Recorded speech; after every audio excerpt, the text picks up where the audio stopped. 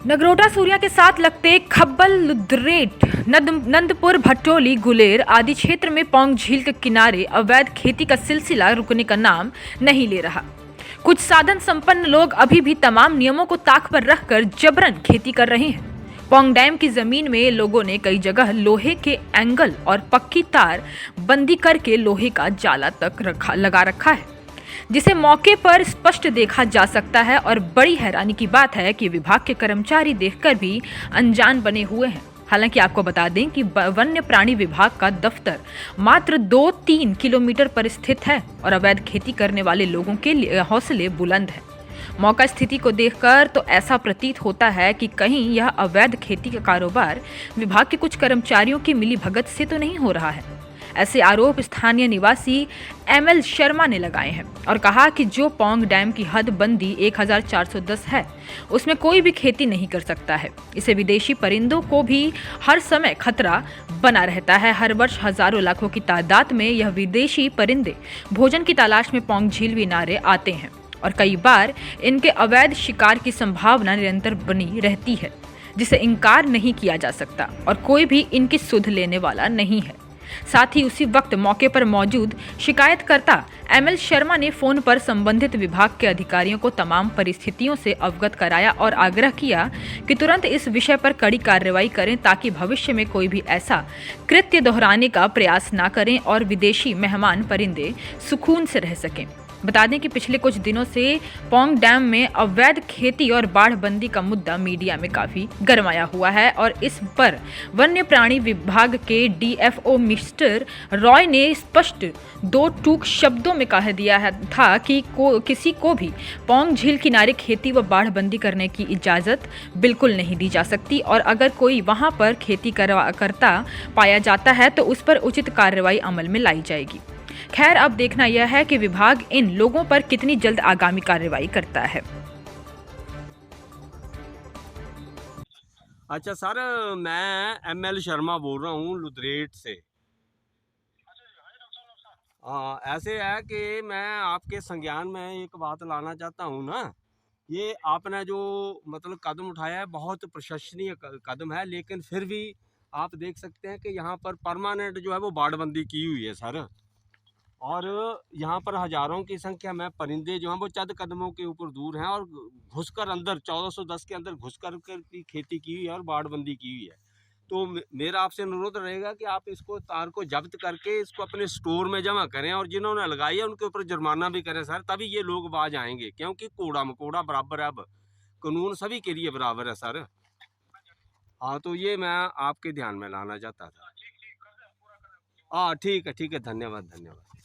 दक्षेश जी, आज मैं अपने इधर सुकनाड़ा के नीचे वाली बेल्ट में गया था और एक हमारे यहाँ के लोकल है मिस्टर एमएल शर्मा जी। तो वो कुछ एक दिनों से सोशल मीडिया में वीडियो भी डाल रहे थे और साथ में वो शिकायत कर रहे थे कि वहाँ पर कुछ इलीगल तरीके से वाइल्ड लाइफ की जो ज़मीन है वहाँ पर पक्की बाड़बंदी करके खेती की जा रही है। तो शायद ये आप ही का एरिया लगता है, तो आप सर इस विषय में क्या कहना चाहेंगे? नमस्कार, मेरा नाम दक्षेश शर्मा है और मैं नगरोटा सूरियां बीट का इंचार्ज हूँ। जैसे कि आपको पता है कि इस इलीगल कल्टीवेशन के लिए हाई कोर्ट में याचिका दायर है, तो इस पे पूर्ण प्रतिबंध है। हमारे स्टाफ द्वारा रेगुलर पेट्रोलिंग की जा रही है, अनाउंसमेंट कराई जा रही हैं और लोगों को समझाया जा रहा है कि ये जो है खेती बाड़ी डैम एरिया में ना करें, जिसमें हमें काफ़ी हद तक हासिल हुआ है। 70 से 80% जो है हमने इस कल्टीवेशन को रोक दिया है। लेकिन कुछ लोग फिर भी बाज नहीं आ रहे हैं और चोरी छुपे खेती करने की कोशिश कर रहे हैं। लेकिन मैं बताना चाहूँगा कि उन लोगों को हम बार बार अनाउंसमेंट करके लोग विभाग द्वारा समझाया जा रहा है, तब भी ये लोग अगर नहीं इसको सुनेंगे तो हम उन पर उचित कार्रवाई करेंगे और इसको रोकेंगे। अच्छा सर, यहाँ पे जैसे आपने गया कि वहाँ पर काफ़ी देर हम गए, वहाँ पर हमने वो पूरे वो जो भी अपने शूट किया सारा कैमरे से, तो कोई भी आपके विभाग का वहाँ पे कर्मचारी नहीं था। तो उसके ऊपर आप कैसे देखते हैं? विभाग का कर्मचारी तो हमारे पास फील्ड बहुत लगी। मेरे पास हरसर से लेके नंदपुर तक एरिया है। ऑफिस भी देखना पड़ता है, उस पे काम भी चले होते हैं, अपनी फील्ड काफ़ी देखना पड़ता है, कभी कभी हेड ऑफिस भी जाना पड़ता है, तो काफ़ी काम है। तो मौके पे हो सकता है उस पॉइंट पे ना मिले, हम कहीं और हों। तो सर साथ में वहाँ पे कुछ लोगों ने बताया कि जो विभाग के जो कर्मचारी हैं कि वही जो है उन स्थानीय लोगों के साथ मिले हुए हैं, तभी जाके जैसे इलीगल खेती की जा रही है। ऐसा कुछ भी नहीं है। विभाग अगर ऐसा कुछ होता तो विभाग अनाउंसमेंट्स क्यों करवाता? और जो रात को भी पेट्रोलिंग कर रहे हैं, दिन में पेट्रोलिंग कर रहे हैं, कुछ एक लुधरेट के लोगों को मैंने बहुत बार समझाया लेकिन वो नहीं समझ रहे हैं। एक तो पर्चा भी हुआ है लुधरेट के, एक मेरे को नाम नहीं उनका पता, लेकिन वो एक पर्चा भी मैंने दायर किया था लुधरेट का, और उनको बार-बार मैं समझा रहा हूँ कि ये जो है इलीगल कल्टीवेशन, ये अवैध खेती ना करें। ठीक है सर, तो कहना है कि इन द फ्यूचर जो है कि उनके ऊपर कोई कार्रवाई अमल में लाई जाएगी। ज़रूर लाई जाएगी। इनके तार-वाड़ को भी उखाड़ दिया जाएगा, जो ये तार-वाड़ कर रहे हैं, और जो उस पे खेती कर रहे हैं उनको भी नष्ट कर दी जाएगी। ठीक है सर। जी सर, पहले आप सर अपना परिचय दीजिए और उसके बाद आप जिस विषय पे बोलना चाहते हैं उसके बारे में आप बताइए।